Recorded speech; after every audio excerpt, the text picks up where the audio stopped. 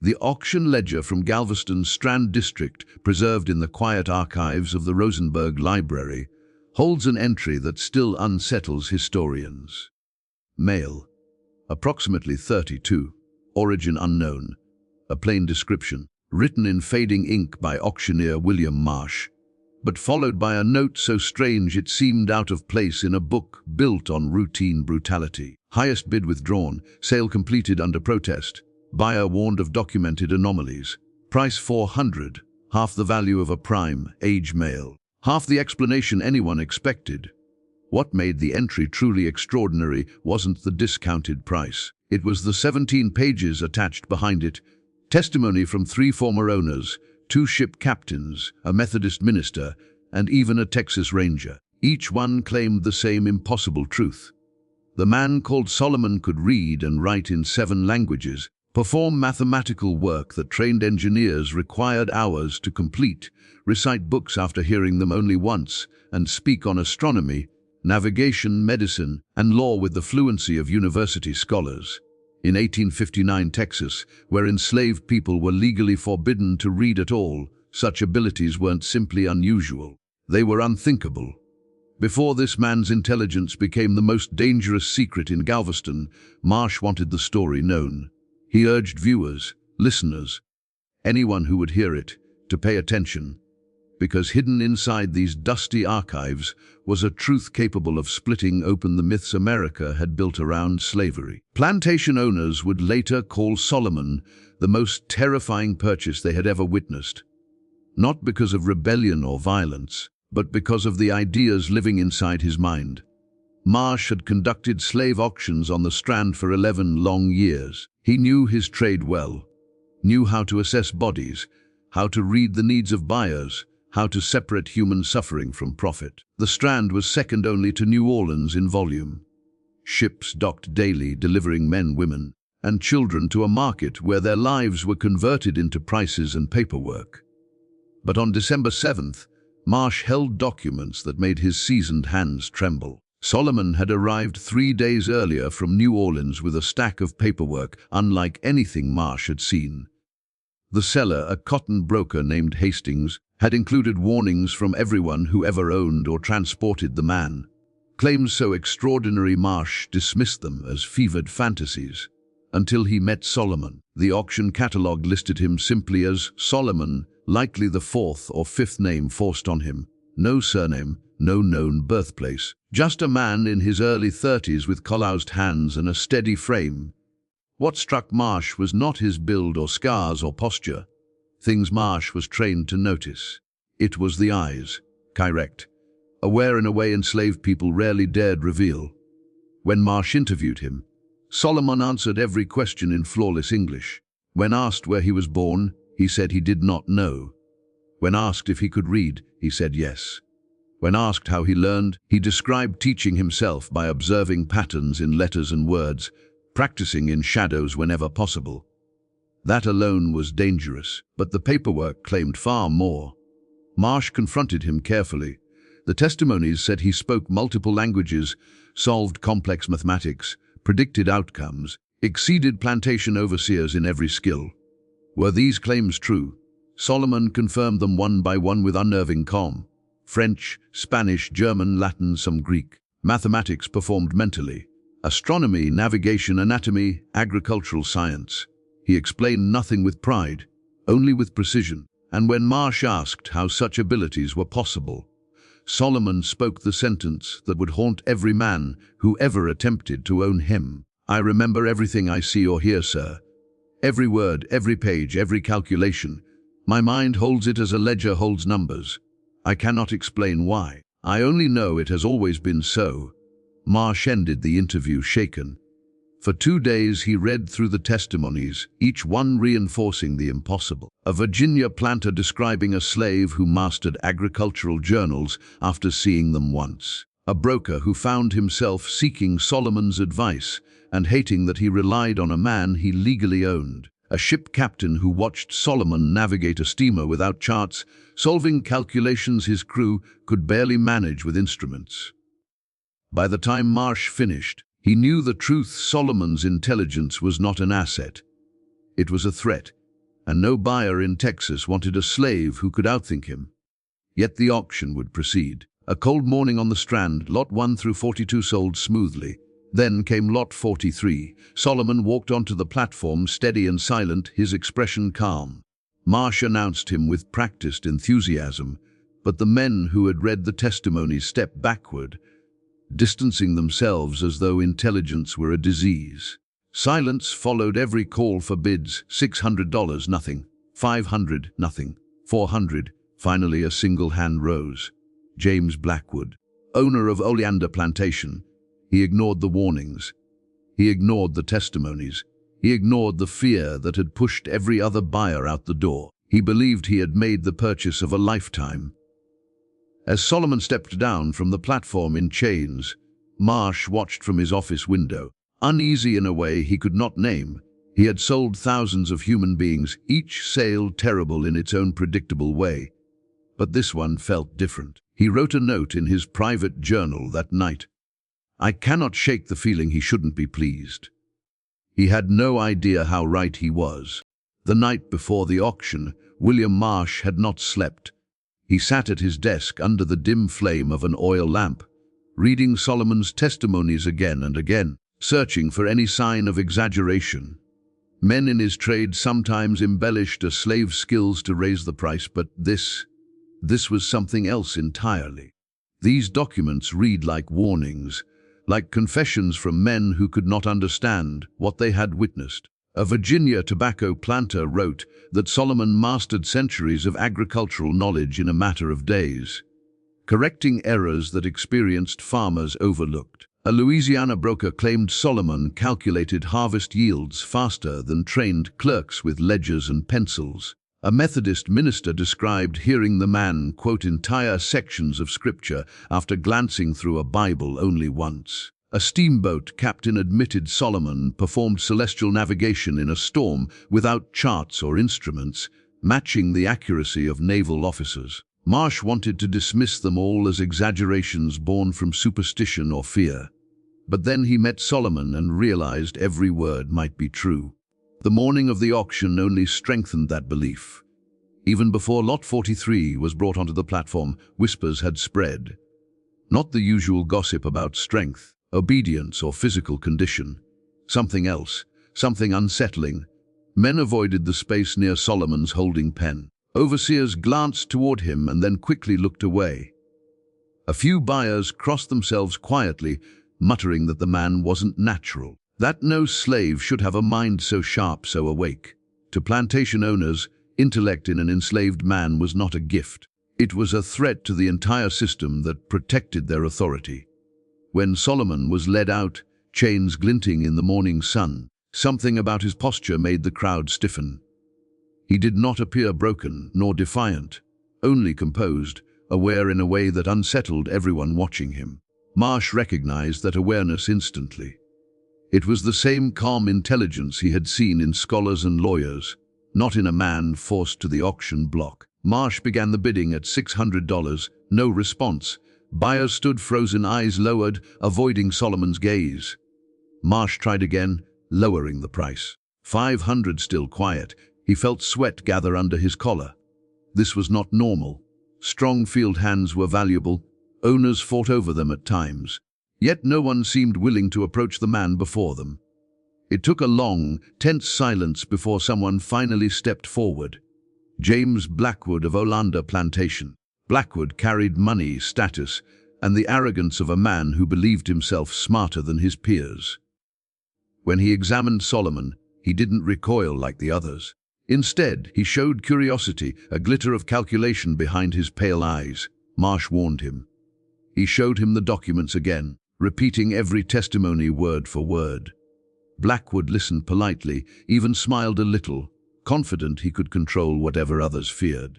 When the bid settled at $400, the lowest Marsh had ever taken for a man like Solomon, the crowd murmured. They weren't jealous. They were relieved. Someone else had taken the burden from them. As Marsh handed Blackwood the paperwork, he noticed something unsettling. Solomon did not look humbled by the sale. He did not look frightened. He looked as though he already understood more about his new owner than Blackwood. could possibly imagine. That expression would haunt Blackwood in the months to come. When the auction ended, and the Strand emptied into the humid evening, Marsh stood at the balcony overlooking the docks. He watched Blackwood's wagon pull away with Solomon in chains. Something twisted in his chest he couldn't describe. Fear, maybe, or guilt, or the realization that he had just participated in something he did not fully understand. He wrote a single sentence in his private ledger that night. "Texas has not purchased labor today. It has purchased a mind it cannot control." That line would prove truer than he ever imagined. James Blackwood took Solomon from the auction yard with the cool confidence of a man who believed he understood the world and his place in it. A London plantation had made him wealthy, respected, and feared. He prided himself on discipline and order, and he believed intellect belonged only to men like himself. Slaves, in his view, were meant to labor, obey, and remain ignorant. That belief had never been challenged. Not until he held Solomon's file in his hands. The wagon rattled toward the docks, and Blackwood finally opened the packet of testimonies Marsh had pushed on him. He read them with the casual skepticism of an educated man reviewing superstition. But the further he read, the slower he turned the pages. Each statement felt like a thread pulling loose something he had always believed unshakable. The first testimony came from Colonel Tobias Hargreaves, a Virginia planter known for his strict discipline. Hargreaves wrote that in less than 3 weeks, Solomon learned the entire layout of the plantation, predicted storm patterns that saved an entire crop, and rewrote irrigation plans so precise they increased production by nearly 20%. Hargreaves admitted he relied on Solomon's calculations more than on his overseers. A confession made with shame, not pride. He sold Solomon because his presence made Hargreaves feel exposed, intellectually small, and dangerously dependent on a man he legally owned. The next owner, a cotton broker in Louisiana, described something even more disturbing. Solomon had walked into his counting room, glanced at the ledgers, and pointed out inconsistencies that auditors had missed for years. When asked how he noticed them, Solomon said the numbers felt out of place. The broker described the sensation of standing beside a mind that worked faster than ink drying on a page. He sold Solomon out of fear he might reveal secrets never meant to be spoken. Then came the document from Reverend Alistair Boone, a strict Methodist minister who had taken Solomon into temporary custody during a dispute between owners. Boone wrote that Solomon demonstrated memory so precise he could recite sermons, newspaper columns, and entire letters after a single reading. Boone claimed he asked Solomon to read scripture in Latin, expecting confusion. Instead, Solomon read it fluently and then translated it into English. Boone ended his testimony with one chilling line: "If this man is not a miracle, then he is a threat to every lie that sustains our society." Blackwood frowned and kept reading, irritation mixing with disbelief. The final document had been written by Captain Aaron Pike of a Mississippi steamboat. The captain described a violent storm that shattered the vessel's mainmast and left the crew disoriented in thick fog. Pike claimed Solomon used the stars, barely visible through cloud breaks, and the angle of the waves to determine their drift, estimate distance to the nearest shoreline, and guide the ship back into navigable waters. Pike wrote, "I trained in navigation for years." He did it in minutes, without tools, without maps. I would have thought him a naval officer if he weren't in chains. Blackwood set the papers down, a tension forming in his jaw. He did not want to believe these stories. To do so meant rewriting the foundations of his world. But even he could not deny that the consistency of the testimonies felt like a chorus of warning from men who rarely agreed on anything. He stole a glance at Solomon sitting in chains at the back of the wagon. The man's posture was calm, his expression unreadable. Not fearful, not broken, waiting. It made Blackwood uneasy in a way he had never felt with any enslaved person. As the wagon rolled out of Galveston, the last glow of the harbor fading behind them, Blackwood folded the testimonies tightly and hid them inside his coat.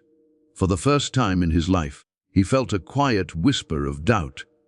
an unwelcome awareness that he might have purchased something far more powerful than he intended, a man whose intelligence had already undone stronger men than him, a man whose mind refused the chains he wore, a man who, without raising his voice or his hand, might one day dismantle everything Blackwood believed. The road from Galveston to Plantation stretched across miles of marshland and moss-covered trees, but the journey felt strangely quiet inside the wagon. Blackwood kept glancing at Solomon as though expecting some sign of rebellion, some spark of pride or defiance. But Solomon simply sat chained at the back, his posture steady, his gaze following the road with a calmness that unsettled more than anger would have. Blackwood prided himself on understanding people. He had broken runaways with psychological precision. He had negotiated deals with men twice his age. He believed he could read character the way other men read weather. Yet every time he looked at Solomon, he felt none of the usual signals. No fear, no resentment, no submissive obedience.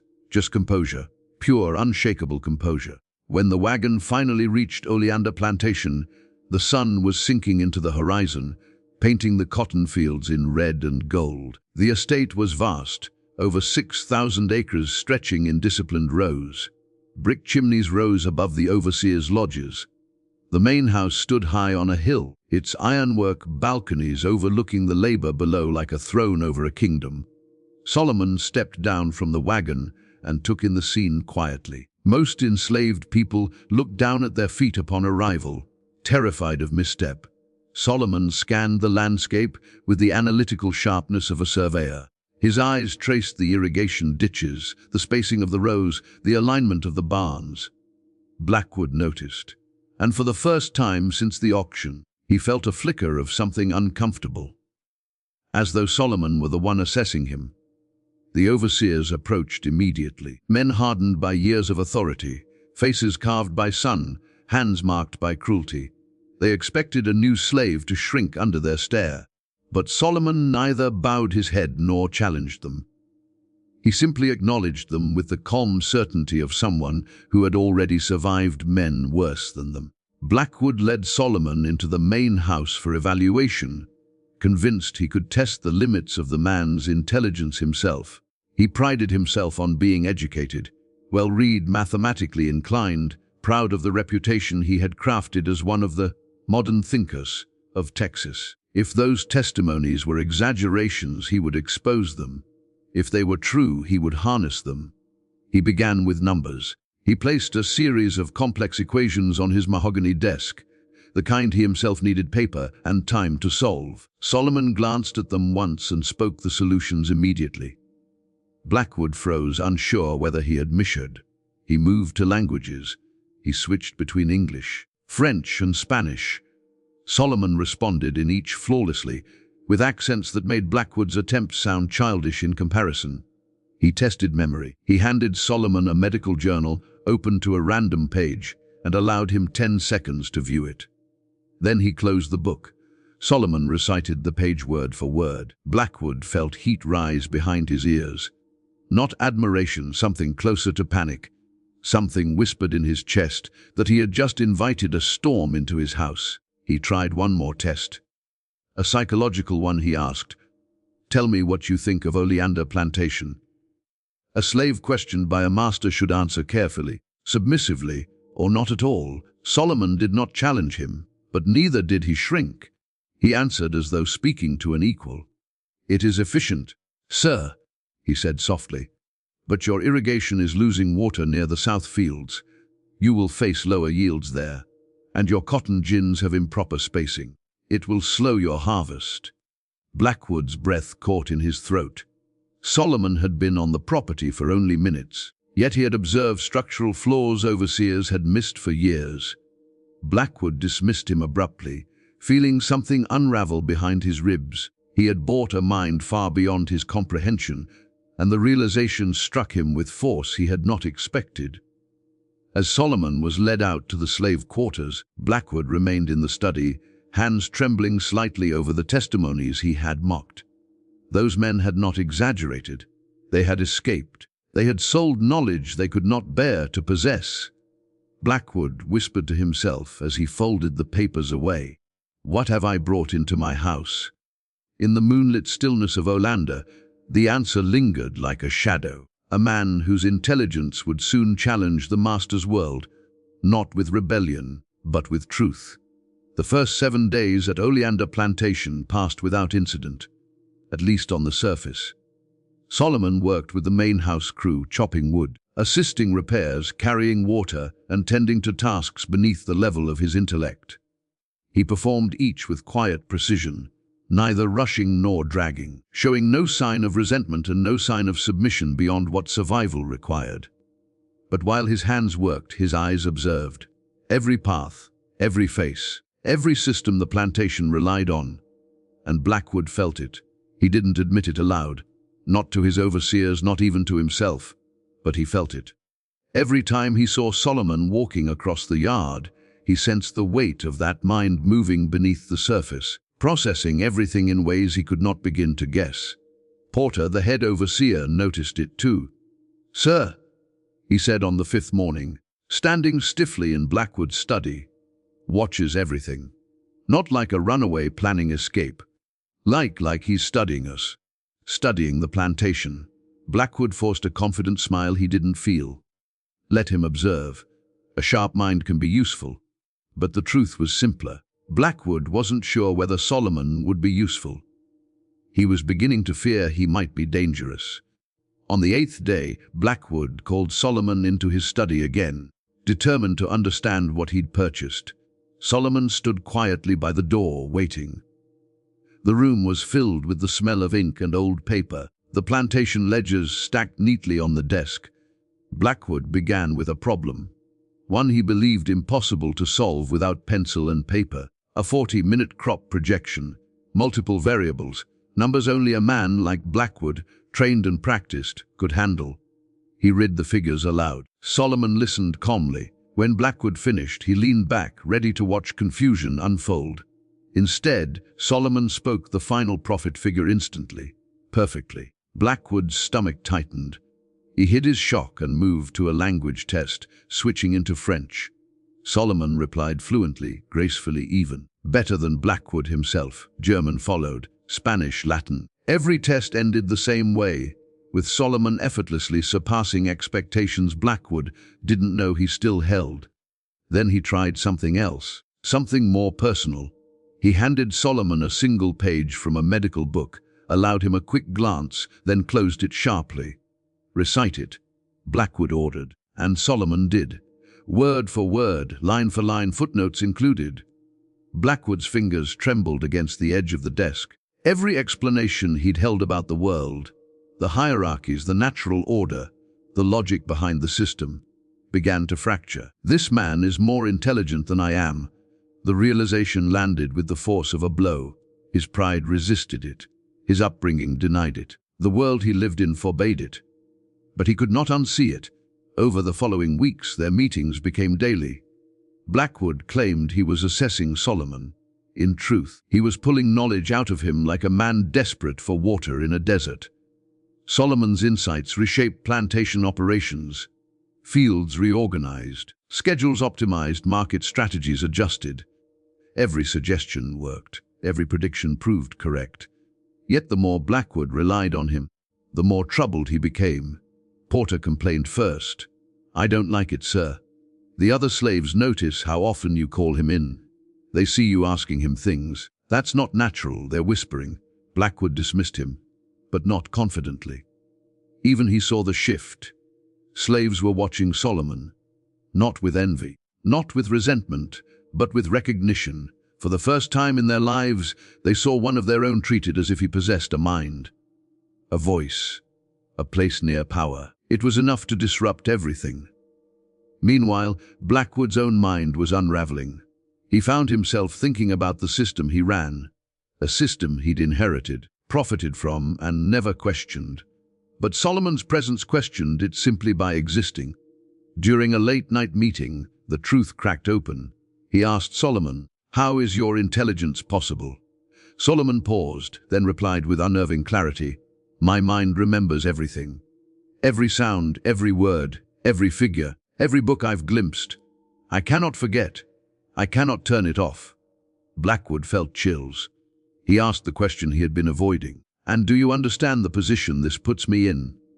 Solomon studied him, not with arrogance, but with the heartbreaking neutrality of a man too long punished for honesty. Sir, the contradiction is not created by me. It exists in slavery itself. You own me, yet you see I am no less human than you. My intelligence only forces you to confront what you already know. Blackwood could not breathe. Solomon continued, quietly, I don't threaten you by rebellion. I threaten you by truth. The words hit harder than a weapon. Blackwood dismissed him abruptly, unable to face the reflection Solomon had placed before him. For the rest of the night, Blackwood sat alone with the unbearable realization. The system he presided over was built on a lie he could no longer believe. And the man he purchased for $400 had just made that lie impossible to ignore. The stage was set. Blackwood's certainty was crumbling. The enslaved workers were whispering. The overseers sensed instability. And Solomon, quiet, observant, relentless in truth, had become the fulcrum on which the future of Plantation would turn. But none of them yet understood. This was only the beginning. By June of 1860, Plantation was no longer a place of order, efficiency, or certainty. It was a house built over a trembling fault line, and the crack that had started with Solomon now widened every day. James Blackwood walked its grounds like a man wandering through the ruins of his own mind. Every cabin, every field, every face reminded him of what he had been, what he still was. And the unbearable truth Solomon had pressed into him like a blade. You are living inside a lie you can no longer believe. The contradiction hollowed him out. It stole his sleep, his appetite, his confidence. It left him haunted by the knowledge that he had freed one man because he could no longer deny his humanity. While more than 100 remained in chains, something had to break. And it did. On June 18th, Blackwood summoned his lawyer, Morrison, and quietly delivered the news that would sound like a madness to any man of his time. I want to free them, he said. All of them. Not at once, but over time, properly, legally. Morrison stared as if Blackwood had declared war on himself. Sir, that is financial suicide. It is social destruction. It is. It is the only thing I can live with, Blackwood interrupted. Solomon opened a door I can't close. Morrison argued, pleaded, warned, but Blackwood was no longer a man governed by reason or self-interest. He was governed by something far more dangerous in the slave-holding South conscience. The documents were drafted. On June 25th, Blackwood stood before the assembled enslaved workers, men, women, children, and read aloud a carefully structured plan for gradual emancipation. A plan that would give them wages, rights, and eventual freedom. The words fell over them like sunlight through storm clouds. Some cried, some stared in disbelief, some feared it was a trick. But everyone felt the ground shift beneath their feet. Olanda was not a plantation anymore.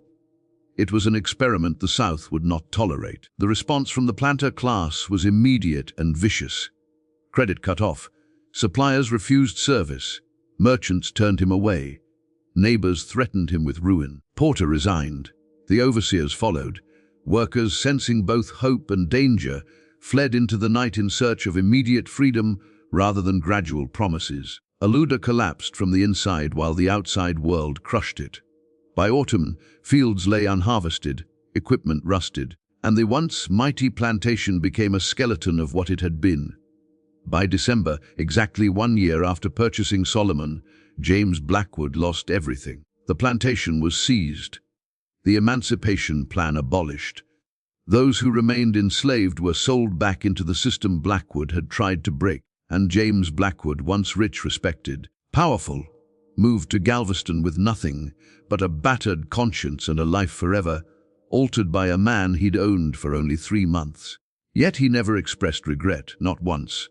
Better ruin than blindness, he wrote years later. Better loss than lies. But what of Solomon? He walked north with manumission papers and $50, stepping from bondage into a freedom as fragile as paper and as dangerous as truth. In Memphis, his brilliance caught the attention of merchants and rivermen. He solved problems they didn't understand, balanced ships by memory, predicted outcomes with precision that seemed supernatural.